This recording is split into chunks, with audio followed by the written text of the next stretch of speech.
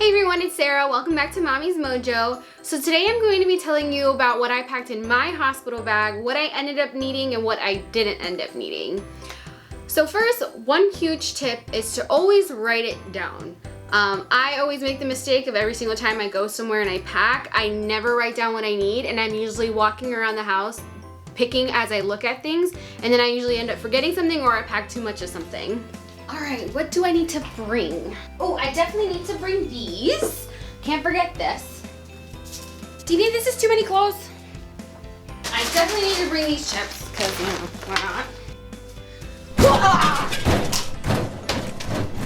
All right, so we need the bag. Okay. All right, some pillows. Oh. We need a blanket. Okay. We need the Bobby. Oh. Oh. Wait, do we need all this? Yeah, we need some more clothes. Oh, I don't even have the bag open. We need some snacks. Oh. I think this is too much. No, we need more. We need more. Oh, okay. So, what I packed for Rain. So full disclosure, the hospital provides so much stuff for mommy and baby that you really don't need to bring much. So for the baby, they have wipes, diapers, receiving blankets, even the little hats when they first are coming out. They have hats or ones that volunteers have made, addition to the first additional hat that they give you, you know, like the typical hospital hat. So what I brought was I brought at least 2 sets of clothes for him. Hats, onesies, socks or footy pants, swaddle blankets, especially because now due to the COVID-19, they don't allow photography into the room for the first 48. So bring a cute little swaddle blanket so that way you can take your own little cute Pinteresty kind of first 48 pictures and you don't have to use a generic hospital one. Newborn pacifier of your choice, mitts or onesies with the mitts on it. I found the onesies with the mitts connected to the sleeves were a lot easier than the mitts that are separate just because he's so little. They kind of just kept falling off on him. So it was a lot more easier when I had the onesies with the sleeves you can flip over. So out of that list, what worked for me and what didn't was the newborn pacifier. I ended up bringing a pacifier that was too big, not realizing that pacifiers have age ranges on there. I know, that was kind of silly. But I ended up bringing a 3 to 6 month pacifier instead of a newborn pacifier. So I ended up having to call my dad at 11 o'clock at night to bring me a newborn pacifier because he was just fussing a lot and we needed a pacifier to try and the hospitals no longer provided it. So that's one big trip. Also with the footy pants, you may not want to bring that or may bring it on the side just because the doctors, pediatricians, and nurses are constantly coming in and checking on baby to take his temperature, to check his jaundice, help you change his diaper, whatever they need to do. It's just harder for them to like take off pants, socks, mitts, shirts, the whole 9 yards. Kind of like minimum is better. What we and my husband ended up doing, we ended up not changing him into nice clothes that we brought until after he got his first bath. So that's the kind of little trick on what we did, what we brought for our little one. So what I brought for myself. So what I brought for myself was kind of extensive just because I'm an overpacker and I kind of think that sometimes you need more is less. I brought myself a gown that's kind of like a hospital gown, but it was more comfortable. I bought it on Amazon. I'll put the link down in the description. It had buttons in the front, so that way, because I was breastfeeding, it was easy for me to kind of like whip out the boobie and nurse him. And it's more comfortable than wearing the constant hospital gowns. Or a PJ dress if you prefer to have a PJ dress that's kind of spaghetti strap, so that way it's easy for you if you decide to nurse, or if you don't nurse, just a really nice pajama. A robe as well, because it kind of gets really chilly in there, so it also helps that if you are kind of out in the open, it's a lot easier to kind of close you up if you have a robe. Some go home outfits, so either a dress, leggings, and a big t-shirt. I opted out for the leggings and the big t-shirt just because I feel uncomfortable in dresses anyways. I'm not a really big dress person, so I ended up bringing leggings and a shirt, and it wasn't bad to put on. I thought it was going to be a little bit harder to put on leggings, but it really wasn't. It was really simple. It was really comfortable, so I'm glad I actually brought that.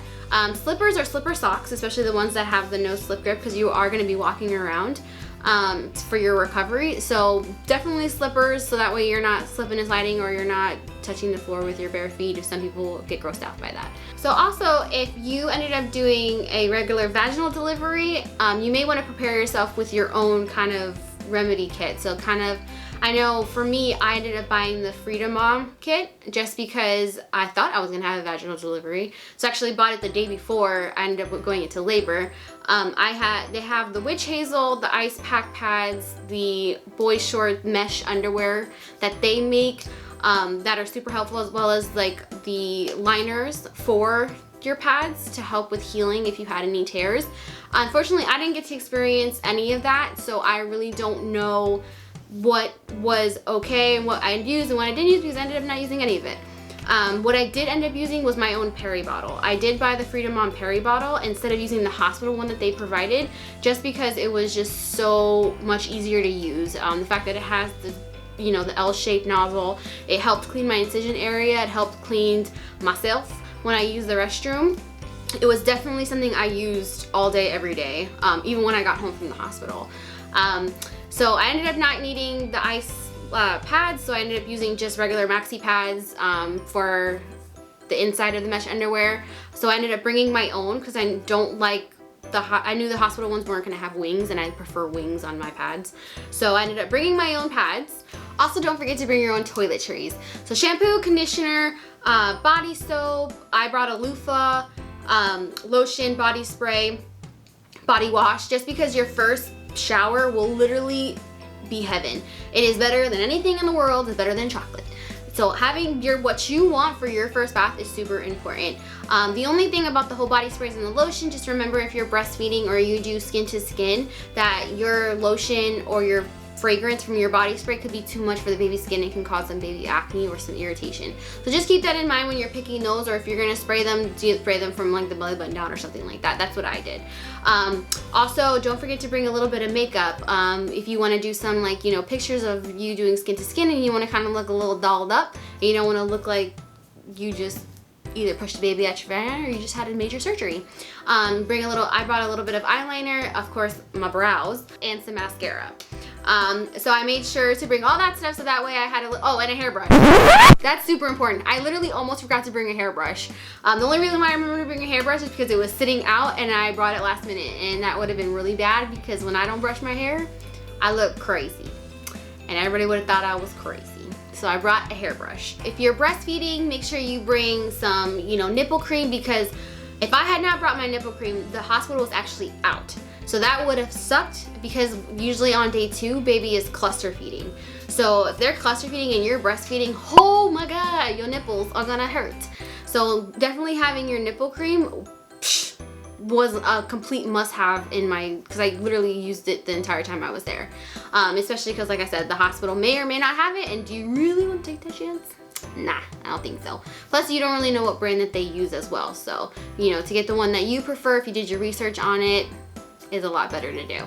Also, what you'd have to bring for yourself is, don't forget to bring a boppy or a nursing pillow that you chose to do. I bought a boppy, and I ended up bringing it because it helps so much when you're nursing, especially with being able to get up and sit down in a chair.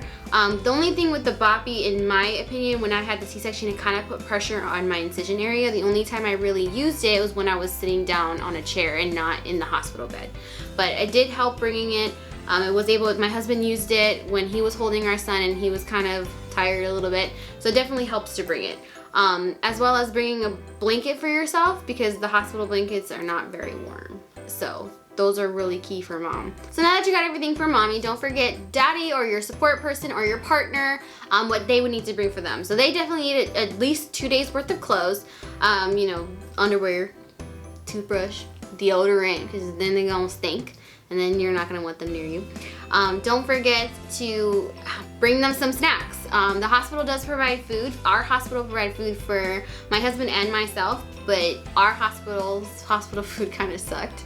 So it was definitely nice to have snacks there. We made peanut butter and jelly sandwiches. We brought chips, we brought crackers. We brought a lot of stuff because we usually just ordered out food or somebody brought us food if we didn't like what the hospital had.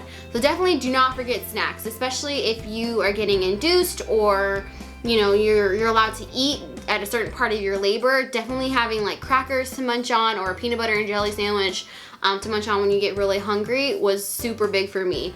I was gonna get induced, so being able to eat that peanut butter and jelly sandwich at 11 o'clock at night definitely was a lifesaver for me. I was so hungry.